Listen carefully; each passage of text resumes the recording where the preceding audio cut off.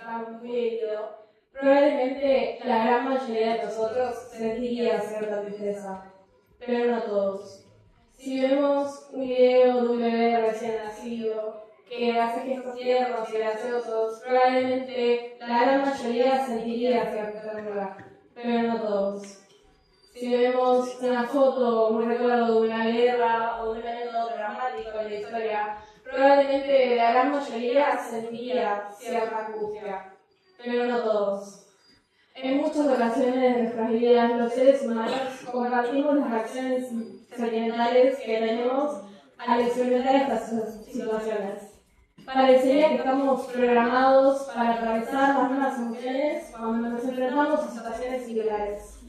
Más allá de que cada uno sea completamente diferente, con características específicas que lo diferencian de los demás, todo lo que vamos acumulando a lo largo de nuestra vida influencia la manera en que sentimos.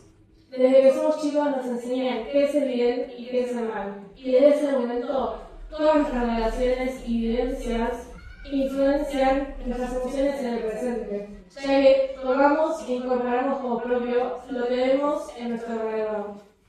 Vemos cuándo y por qué la gente ríe, llora, se sorprende, se asusta, se emociona o se enoja. Y en ese momento esto afecta nuestro desarrollo emocional.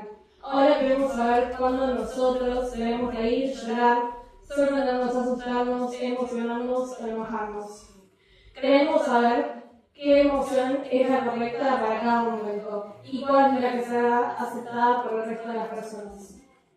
Sin embargo, esas imágenes que creamos sobre las emociones muchas veces no se acoplan a nuestra realidad. Tal vez los videos tristes no me generan tristeza y lo mismo con los tristes, angustiantes o lo que fuere. Al ver que el resto de las personas a mi alrededor se llenan de estas emociones intensas y que esto no me surge en mi interior, comienzan los cuestionamientos. ¿Por qué a los demás les genera gracia o tristeza y a mí no? ¿Por qué si estamos viviendo lo mismo no podemos sentir lo mismo? ¿Seré incapaz de sensibilizarme? Pero sobre todo, ¿está mal no sentirlo? Esas emociones que deberían ser reales, genuinas y espontáneas, terminan siendo casillas que uno quiere y debe completar para sentirse parte. No sentir lo mismo que otros se convierte en una carga que se transforma en una obligación de reaccionar de igual manera para no sentirse excluidos. A veces terminamos riéndonos o actuando preocupados o desconcertados solo para encajar con nuestro grupo. Terminamos queriendo cumplir con esa obligación de sentir para no quedar fuera de este.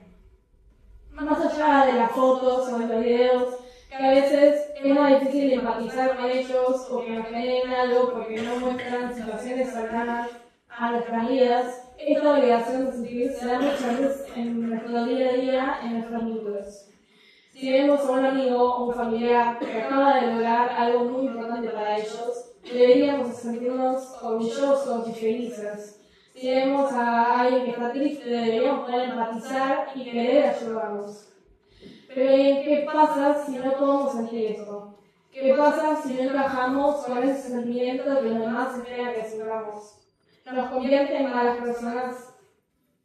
Creo que para poder entender esto un poco más es necesario entender qué es la presión social. Esa presión que es el centro de esta problemática y la cual nos genera tantas dudas sobre nuestras emociones. La presión social es la influencia que ejerce un grupo sobre una persona, que hace que ésta quiera cambiar sus pensamientos, sus actitudes o incluso sus valores. Esa persona va a tender a cambiar su forma de pensar y de actuar aunque vayan completamente en contra de lo que su sistema de valores le dice que es lo correcto, solo para no quedar excluido del grupo o de la sociedad. En este caso, esa presión afecta a nuestras emociones y la manera en la que las transformamos a la imagen de los demás. El querer tratar de plasmar una emoción en uno que resulta poco natural nos lleva a alejarnos de nuestra identidad. Ya no le siento yo no le reconozco, pero veo el reflejo de los demás en mí y en mis emociones. Por mucho más de que tratemos de que estas se vuelvan genuinas, las emociones no son fórmulas matemáticas. No podemos aplicarlas en nuestra vida de la forma que sean reales o no, y pretender que los demás no se den cuenta de cuál es nuestra verdad emocional. Lo que muchas veces no se dice es que no sentir algo o no sentir lo mismo que los demás no nos convierte en personas frías, egoístas o muertas. Simplemente nos convierte en seres humanos complejos. Sentir o no sentir no debería ser una obligación ni un marcador de valor personal. Las emociones a veces tardan mucho en surgir, a veces aparecen días después inesperadamente o incluso nunca llegan. Y eso está bien, porque las emociones que no surgen genuinamente de uno se convierten en actuaciones, en formas de sobrevivir en un mundo que castiga la diferencia emocional. Sabiendo esto, creo que la mayoría pensaría que yo diría algo como: por eso espero que cada vez que alguno sienta algo diferente a su grupo no tenga miedo a expresarlo. Yo pienso que diciendo esto no haría más que aumentar esa presión que hay sobre la emocionalidad y poner una etiqueta acerca de cómo deben manejar sus sentimientos. Mientras propongo ignorar esa presión y sentir genuinamente, termino diciéndoles cuál es la solución para tratar sus sentimientos. Siendo una adolescente de 18 años, me veo atravesada por la presión social en muchos aspectos de mi vida, creo como la mayoría de nosotros, y por eso no pretendo pararme frente a ustedes y que todos nos terminemos convirtiendo en personas 100% honestas que sienten sin pensar lo que van a decir los demás. Sin ser una experta, lo que sí puedo decirles es que nuestra edad, nuestra identidad y nuestros sentimientos son nuestras brújulas en la vida.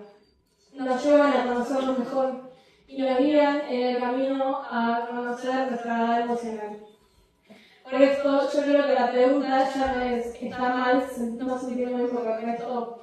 En cambio, los invito a preguntarse: ¿en qué momento empezamos a dudar tanto de nuestras emociones y por qué seguimos viviendo bajo ese mandato? Gracias.